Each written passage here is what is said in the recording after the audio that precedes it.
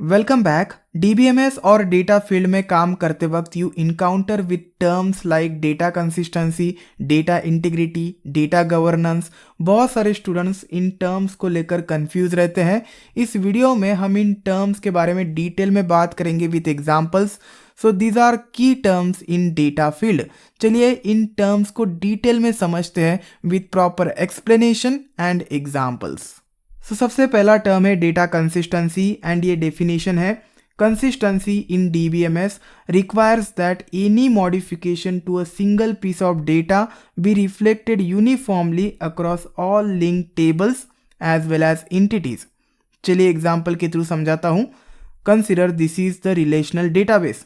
Relational database is a collection of multiple tables. This is table number 1. This is table number 2. This is table number 3. Consider there are 3 tables. And in tables में relations है. These tables are connected to each other by using primary key and foreign key. Consider. Suppose कोई data change होता है in table 1 तो उसका reflection table 2 and table 3 में भी होना चाहिए। सेम डेफिनेशन बताता है। So you can see here modification to a single piece of data be reflected uniformly across all linked tables as well as entities. Entities यानी other databases. So सभी linked tables में reflection होना चाहिए and other linked databases में भी reflection होना चाहिए। Databases यानी entities. I hope आपको समझ में आया होगा। एक real example लेते हैं। So consider mobile banking application. आपने कोई खुद के डिटेल्स में अपडेशन किया। कंसिडर मोबाइल नंबर चेंज किया है तो ये मोबाइल नंबर सभी जगह पर रिफ्लेक्ट होना चाहिए, वेबसाइट पर रिफ्लेक्ट होना चाहिए, मोबाइल एप्लीकेशन में भी रिफ्लेक्ट होना चाहिए एंड ब्रांच ऑफिस सिस्टम में भी रिफ्लेक्ट होना चाहिए। अगर कंसिडर मोबाइल ऐप में रिफ्लेक्ट नहीं होता है तो यहाँ पे हो जाएगी इनकंसिस्टेंसी। चलिए एक रियल एग्जाम्पल लेते हैं ऑनलाइन शॉपिंग सिस्टम का। एक डेटाबेस है अमेजॉन। इसमें 3 टेबल्स हैं। First table is inventory table, second one is sales table and third one is customer tables. So inventory table में इन्वेंटरीज की डिटेल्स होती है, कौन से प्रोडक्ट्स अवेलेबल है। देन सेल्स में सेल्स की डिटेल्स एंड कस्टमर में कस्टमर्स की डिटेल्स हैं। सो फर्स्ट बात करते हैं सक्सेसफुल ट्रांजैक्शन के बारे में। इसमें कोई डेटा कंसिस्टेंसी ऑकर नहीं होगा। This is the initial state of tables. So 2 products है, प्रोडक्ट नंबर 1 एंड 2। स्टॉक में नंबर है 50 एंड 10। ये ऑर्डर डिटेल्स है जिसमें 1 एक ऑर्डर पहले ही हो चुका है एंड उससे रिवेन्यू आया है 50,000। सो ये रिवेन्यू इंक्रीमेंट होगा, बताऊंगा आगे आपको। एंड ये तीसरा टेबल कस्टमर टेबल। सो ये कस्टमर है, इसने ये ऑर्डर दिया था C123 एंड इसने लैपटॉप परचेस किया है। This is the history now. तो ये इनिशियल स्टेट है। कंसिडर एक और कस्टमर कुछ प्रोडक्ट ऑर्डर करता है, मोबाइल ऑर्डर करता है 5,000 का। After the successful transaction, after successful order, table में ये चेंजेस होंगे। सो 1 प्रोडक्ट जो है ये मोबाइल प्रोडक्ट है। सो 50 से इसका स्टॉक चेंज होगा टू द 49 क्योंकि एक प्रोडक्ट अभी बेचा है। देन सेकेंड ऑर्डर टेबल में चेंज होगा, एक और ऑर्डर ऐड हो जाएगा एंड जो रिवेन्यू है मैंने बताया था इंक्रीमेंटल है। सो इंक्रीमेंटली ऐड होगा 50,000 plus 5,000 55,000। And then third table customer details table, इसमें देखिए C125 डिटेल ऐड हो गया, इसने मोबाइल परचेस किया। तो this is after successful transaction. कोई डेटा इनकंसिस्टेंसी नहीं है, एवरीथिंग वेंट वेल। लेकिन कंसिडर ट्रांजैक्शन करते वक्त नेटवर्क फेल्योर आ गया और सिस्टम क्रैश हो गया मिडवे में। सो ये था हमारा इनिशियल स्टेट। सो होगा क्या कि स्टॉक में से एक प्रोडक्ट कम हो गया।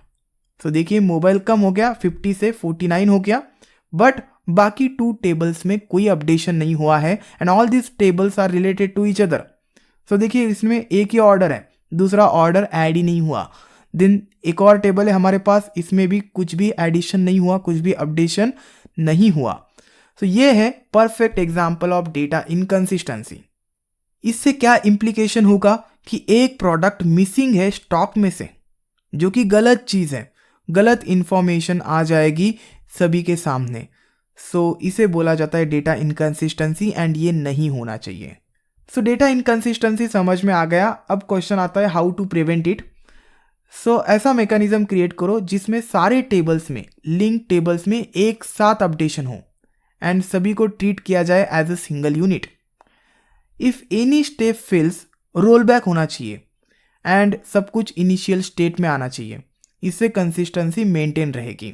अगर कुछ फेल्योर आता है, कुछ क्रैश होता है, तो इंटरमीडिएट जो चीज़ें हैं सभी को रोल बैक कर दीजिए एंड इनिशियल स्टेट में आइए। चलिए अब बात करते हैं डेटा इंटीग्रिटी के बारे में। सो data integrity focuses on the correctness, completeness and trustworthiness of data through out it's life cycle. Data integrity के 5 टाइप्स हैं: entity integrity, referential integrity, domain integrity, user define and physical integrity.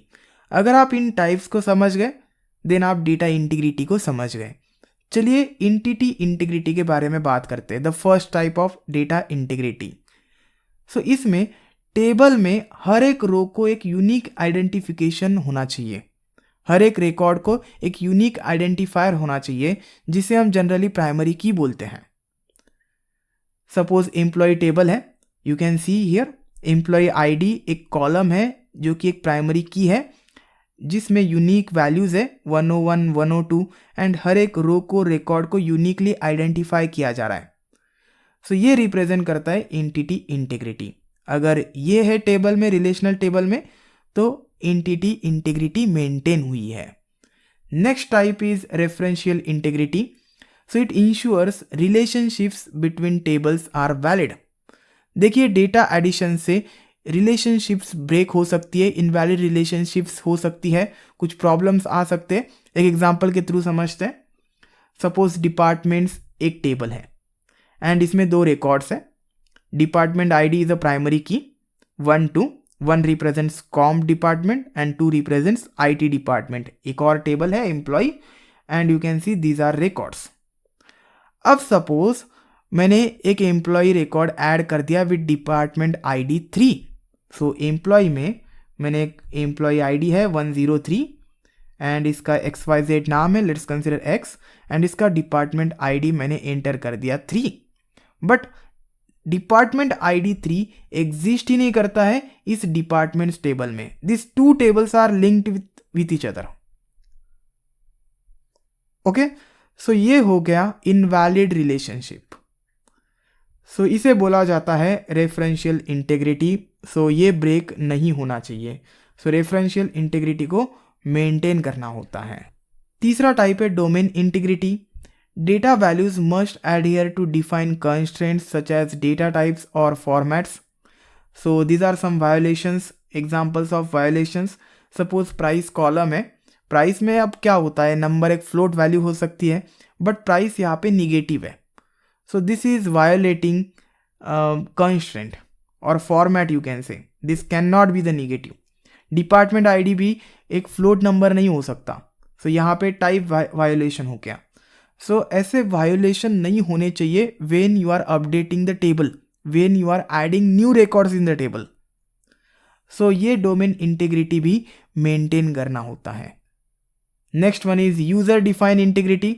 इसमें user define rules apply किए जाते हैं according to the business needs, business requirements. अब example है, देखिए suppose OYO booking आप कर रहे हैं तो स्टेटस शुड बी मैरिड, ये चेक आप लगा सकते हैं एट द डेटाबेस लेवल और ऊपर कोड में भी लगा सकते हैं। लेट्स कंसीडर हमने डेटाबेस लेवल का यूज किया। So status should be married in OYO booking. So अगर अनमैरिड है तो रिकॉर्ड ऐड ही नहीं होगा एंड एक नोटिफिकेशन दिया जाएगा यू कांट बुक। ओके, सो ऐसे बहुत सारे रूल्स है। कोई वेबसाइट है, कोई रिकॉर्ड ऐड करना है, लेट्स कंसीडर हमें कंस्ट्रेंट लगाना है, कुछ रूल्स लगाने कि जो एज की वैल्यू है वो 18+ ही आनी चाहिए। अगर 18 से कम आती है so will reject that record, will not add that record into the table. So इसे बोला जाता है यूजर डिफाइन इंटीग्रिटी एंड इस इंटीग्रिटी को भी मेंटेन करना होता है। Then we have physical integrity. So सभी डेटा प्रोटेक्टेड होना चाहिए फ्रॉम फिजिकल डैमेज, करप्शन और loss due to hardware failures, power outages और इन्वायरमेंटल इश्यूज। सो ये है डेटा इंटीग्रिटी। आई होप अब आपको समझ में आया होगा कि डेटा इंटीग्रिटी का मीनिंग क्या है। Next term is data governance. So this is just like government. Government क्या करती है, किसी रीजन को गवर्न करती है। Same Data governance is overall management of the availability, usability, integrity and security of data within an organization. So management related सभी चीज़ें इसमें आती है. So it involves defining policies, rules define करना, processes define करना, responsibilities define करना, roles and responsibilities to access the data. बहुत सारी चीज़ें इसमें आती हैं. डेटा को इफेक्टिवली मैनेज किया जाता है डेटा गवर्नेंस के थ्रू. अब कौन सी चीज़ें इसमें आती है, चलिए समझते हैं. So the first one is availability, ensuring data is accessible to all authorised users. Second one is usability, making sure data is well defined, consistent and used appropriately. Suppose आप कुछ नेमिंग कन्वेंशंस फॉलो करते हैं, tables के names according to specific syntax ही होने चाहिए. So this comes under usability. Then integrity, ensuring no duplicate records exist. This is just one example, हमने integrity के बारे में ऑलरेडी देखा है. देन security, protecting sensitive data from unauthorised access and breaches, like implementing role based access to financial records. So financial records सिर्फ financial team ही access कर सकती है, कुछ ऐसे रोल हम डिफाइन कर सकते हैं. So this comes under the security. So इसे बोला जाता है डेटा गवर्नेंस. पूरा डेटा मैनेजमेंट इसके अंदर आता है. सो आई होप अब आपको data consistency, data integrity and data governance इन टर्म से लेकर कोई कंफ्यूजन नहीं है एंड नहीं रहेगा. So will see you next time.